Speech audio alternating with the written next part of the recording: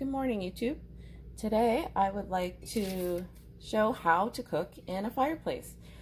This recipe is one that I have on the channel already, and that's just these quick biscuits, fluffy biscuits. I'm actually just going to use this Dutch oven, and it's actually very small, so it's a very small size Dutch oven, and it can fit at the most 6 biscuits in there.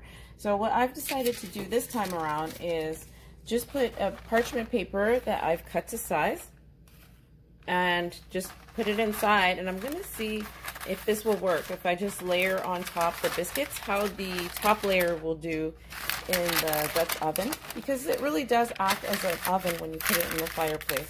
So that part is new, but generally speaking, making biscuits in a fireplace is very easy. You just use a Dutch oven and then lightly grease the bottom of the pan, putting your biscuits inside, and then just put the lid on, and I'll show you what that looks like at the fireplace once I've got these biscuits on top. So I move them around so they have more space. I have 4 on the bottom and 4 on top of the parchment paper. So now we'll go to the fireplace.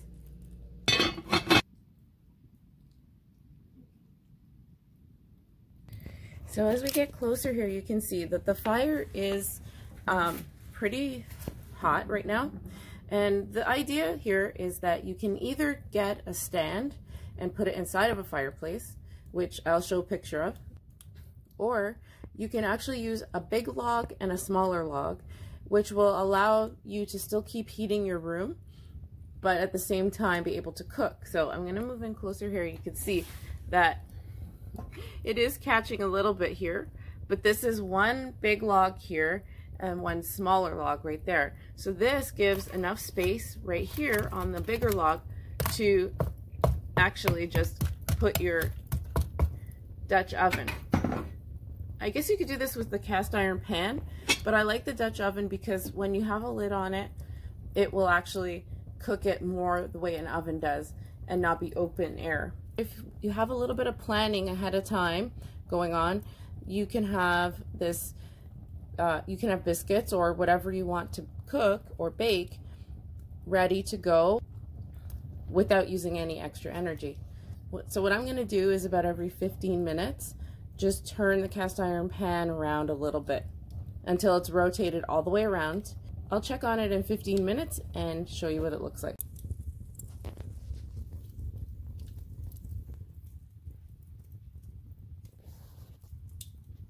This is how they turned out after 30 minutes of being by a pretty hot fire. I wanted to show you the results because I don't want everything to look like it's perfect in my world, and when you're making things, sometimes things don't turn out as perfect. I've made these, I know they can be perfect, but this time around it wasn't perfect, and that's because I tried something different, which was putting the parchment paper between a few more biscuits to try to get more biscuits cooking at the same time. And so what the result was that the bottom was a little extra cooked, and because the parchment paper was on top, it made the top kind of doughy. But these are all fully cooked, so I don't want to say it like it wasn't successful. They're all fully cooked. It's just the ones on the bottom, like this one, this part right here is a little extra cooked, so I'll have to cut that off because, you know, my children aren't going to eat that. I probably could eat it.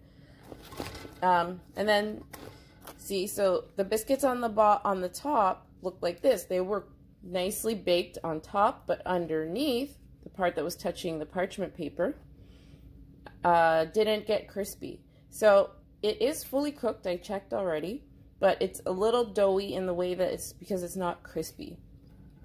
So in general, it was a pretty good success. Like, this one doesn't look bad at all. Nothing's burnt on it. Just a little slightly less crispy on this side of the biscuit, but it's all fully cooked. And that took 30 minutes. 8 biscuits cooked in 30 minutes in the fireplace.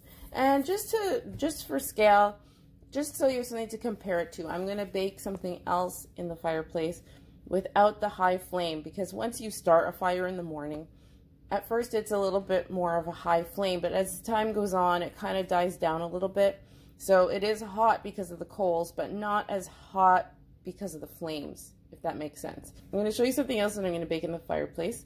So what I decided to do was make some cinnamon rolls for breakfast tomorrow in the fireplace. And it's just the instant or quick and easy, lazy cinnamon rolls, I like to call it, because there's not yeast. You don't have to wait for the rising process. I'm using the exact same base, which is the same ingredients for the recipe for the biscuits. So what I've done is I've used that recipe and just taken that dough and flattened it out. And now I'm going to add to this a 1/4 cup of sweetener, 1/4 cup of butter, and a tablespoon of cinnamon. I'm going to mix these 3 ingredients together, and then I'm going to spread it on there. I'll show you. When the butter's softened already, it only takes a minute to mix up. So that's what it looks like, and I'm just going to go ahead and spread it on my rolled out batter here. So I just spread it out the best I could. My kitchen's a little bit cool. If your kitchen is warmer, then this will spread out much nicer, but it's on there. And I'm going to add some raisins, and not everybody in my household loves raisins, so I'm just going to put it on about 2/3 of the batter here, or the dough. So you can see this right side has pretty much no raisins. I'll make sure there's none there, so that when I roll it up, there'll be about 2 cinnamon rolls that will have no raisins, and the rest will for everybody else. So I'm going to roll this up, cut it up, and put it in the Dutch oven. Okay, so I have a dozen cinnamon rolls here. The 3 in the center are the ones without raisins, and I'm going to go ahead and cover this up and put it in the fireplace.